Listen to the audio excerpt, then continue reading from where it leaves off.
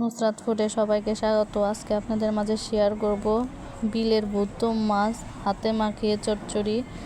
তো প্রথমে আমি দিয়ে দিচ্ছি পেঁয়াজ, মরিচ, হলুদ, ধনিয়া, লবণ, আদা রসুন বাটা সব দিয়ে দিয়েছি। তেল দিয়ে দিয়েছি। মাছটাকে সুন্দর করে মেখে নেব। মাখানো শেষ, দিয়ে দিচ্ছি পানি। তো পানি দিয়ে ঢাকনা দিয়ে ঢেকে দেব। ঢাকনা দিয়ে ঢেকে দিয়েছি। তরকারিটা বলক উঠে গেছে, প্রায় হওয়ার দিকে। দিয়ে দিচ্ছি ধনিয়া পাতা। তো কিছুক্ষণ আরও কুক করব। দেখুন রান্নাটা শেষ, তৈরি হয়ে গেল খুবই মজাদার ও সুস্বাদু বিলের ভুতো মাছ ভুনা। বাসায় আপনারা ট্রাই করবেন। মাছটা খুবই মজাদার ও সুস্বাদু। আরও মজার রেসিপি পেতে আমার সঙ্গেই থাকবেন।